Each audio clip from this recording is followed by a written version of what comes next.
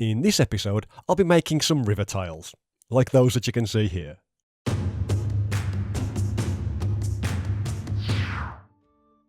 Hello again. So, as usual, you can find a link to the PDF artwork for these in the description. It's a pay what you want file, so feel free to pay as much or as little as you like, or just put a 0 in the box and download it for free. Anyway, we'll start things off by first printing out the water texture. And we're going to stick that to some thick card. The stuff I'm using here is around 1mm thick. And while you could just use a regular glue stick for this, as you'll see in a second, I prefer to print out the texture onto some sticky back label paper, as unlike a glue stick, this doesn't need any time to dry, and it's a lot less likely to warp the cardboard. Then we'll just need to decide how big we want to make each of the river sections, but for my own, I'm going with 3 inches by 6 inches, as I want each side of the bank to be a separate piece, like I showed in the introduction. But yeah, the next thing we'll need to decide is what ground texture to use, as currently there's a grass texture in the trees episode, the texture that goes along with the marshes, and the one with the fallen leaves from the graveyard. Though I personally think the middle one works best, so I've also included it in this PDF file, just to save you flipping back and forth when printing things out. And again, I've printed this on some sticky back label paper, which we can stick to some corrugated card, like you can see here, and I've also cut this to the same length as the water piece. Now, for my own tiles, I want the banks to be roughly 1 inch wide, so when cutting them out, I'll need to make sure that I start and end with a whole square, you know, these points here. And it doesn't matter how wavy or uneven I make the cut between those 2 points, just as long as the ends are both 1 inch wide, so that it lines up nicely with all of the other pieces that we're going to make. So I'll just quickly do that now with a really sharp knife, and there you go, something like that. Next, I like to take the handle of a pair of scissors, and on the wavy side, I'll use those to kind of bend the edge over ever so slightly. And then, on the straight side, I'll do a similar thing, but this time I'm pushing down quite hard, and trying to create a slope almost, so that the edge of the tile is as flat as possible. Hopefully the diagram in the corner helped to explain all of that a bit better. Anyway, when we've done that, we can then add some hot glue to the bottom, and stick that to the edge of the water tile. And with any luck, this is how it should turn out. And if I turn that sideways, you can see how that's created a bank that's a bit higher than the water. Though, we are going to need to do something about the exposed edge, so that's what we'll do next. Okay, back in episode 73, I used this texture to make some little grass tufts as part of the marsh tiles, and it was printed double-sided, with these star-like shapes on the reverse. So, since we'll be using those again here, I've included them in this PDF as well, as I say, just to save you swapping back and forth. But this time around, we are going to be using them a little bit differently. So, like before, we'll cut out one of the star shapes roughly to size, but this time we'll cut it in half, as we don't need them to be quite so dense. Next, we'll cut away all of the lighter sections, so that we're just left with half of the star shape. Like so. Then we'll kind of fold, squash and twist the flat side of the piece together, as you can see me doing here, and we're aiming for something that looks like several long leaf blades sprouting out from the same spot. And while I'm at it, I'll also bend some of the blades back out into a more natural position. Basically, this is the kind of thing that we're aiming for. And we can then make several more of those using the 2 different colours and the 3 different sizes. So, there you go. Okay, next we'll take the same texture again, but this time we're going to print the same pattern front and back. Essentially, we're not using the star shapes this time around. Then, if you have some, we'll take a pair of scissors that have a wavy edge, and use those to cut a strip that's more than twice as wide as the height of the corrugated cardboard that we used for the riverbanks. So, since the card I use is around 6mm thick, I've made sure mine are more than 12mm wide. Probably a minimum of 15mm to be honest, and we'll need to score that down the middle so that we can then fold it in half. We'll then cut that into 2 equal size pieces, and using a sharp pair of scissors, we'll make lots of little cuts, maybe around 2/3 of the way down, all along the top edge, maybe even angling a few of the final cuts, just to vary things up a little bit.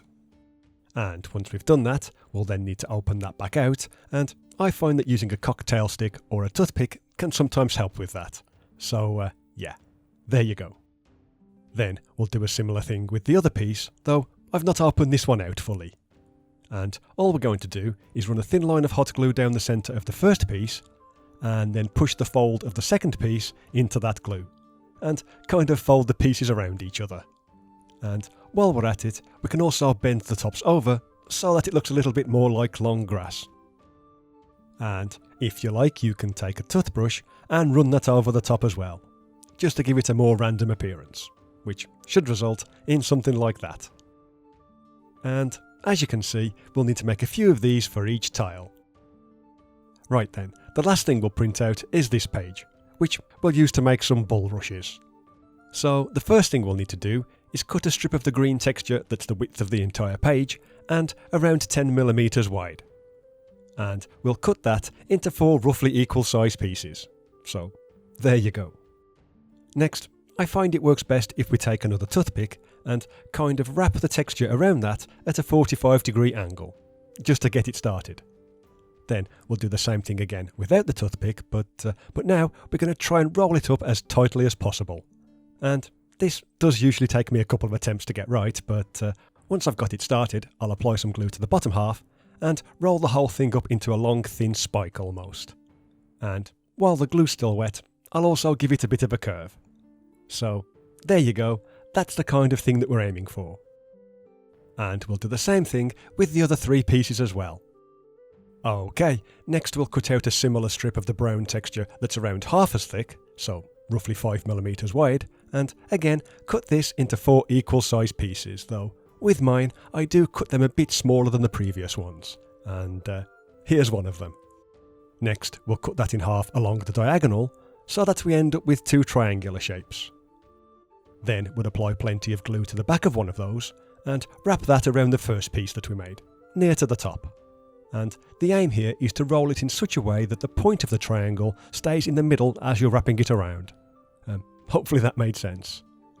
We can then cut away any excess when we think it looks thick enough, and do the same with the top of the stem if there's any white paper showing from the reverse side.